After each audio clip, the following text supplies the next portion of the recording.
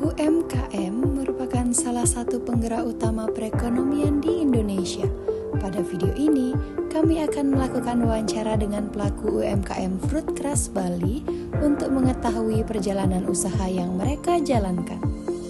Halo guys!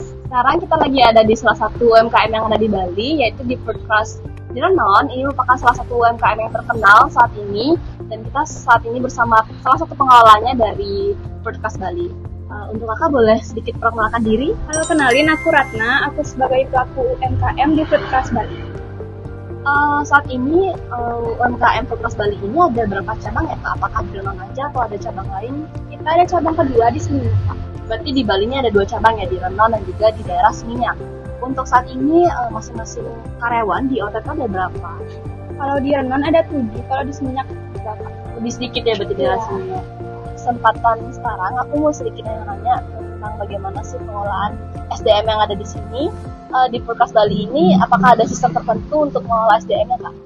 Ada kak, kebetulan kita juga udah dibagi-bagi tugas yang pertama ada seperti kasir, terus pelayanan, servis gitu, ada adminnya juga, ada di produksi, bagian produksi. Untuk masing-masing staff itu apakah satu job desk-nya apa merangkap? Merangkap sih kak, kita rollingnya kadang produksi, kadang di depan. Itu produksinya sepanjang hari gitu atau kayak pagi aja terus ya? Pagi aja sih kak, produksinya kita sampai jam 3. Yang keduanya, gimana sih cara kakak untuk membangun kepercayaan dengan karyawan Fruit Crush dan memastikan semua karyawan itu diperlakukan adil kak? Di sini komunikasinya terbuka yang buat itu. Oke, lanjut ya kak ke pertanyaan ketiga. Mungkin di sini pernah ada isu tentang diskriminasi, membeda-bedakan gender, agama, atau mungkin senioritas. Kalau ini nggak ada sih kak diskriminasi di sini. Tapi kalau misalnya emang terjadi kayak gitu, paling kita mediasi sih kak. Iya, saling merangkul. Oke, jadi cara penyelesaian misalnya terjadi hal-hal ada diskriminasi ataupun senioritas itu masih bisa diobrolin secara kekeluargaan kak ya? Oke kak, di sini kita akan menanyakan next pertanyaan tentang rekrutmen dan seleksi di Fruit Crush Bali. Pertanyaannya? Oke ya, untuk yang pertama itu kita mau menanyakan mengenai proses seleksi. Kira-kira di sini tuh proses seleksinya menggunakan platform atau relasi kak? Kebanyakan relasi sih kak, jadi kita cari yang udah kenal. Tapi kadang juga banyak orang yang naruh CV langsung ke top.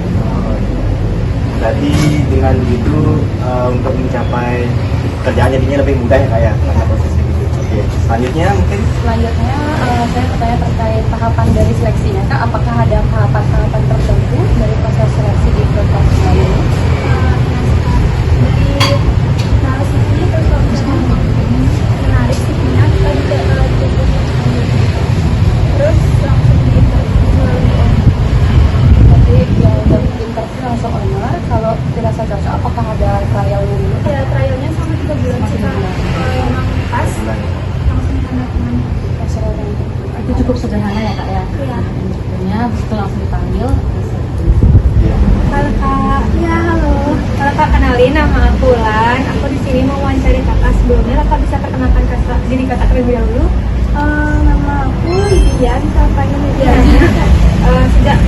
Sejak kakak bekerja di sini, menurut kakak itu sistem kerja yang diterapkan di Fruit Crush itu kayak gimana? Dan apakah ada aturan kerja yang kakak ketahui di sini kak?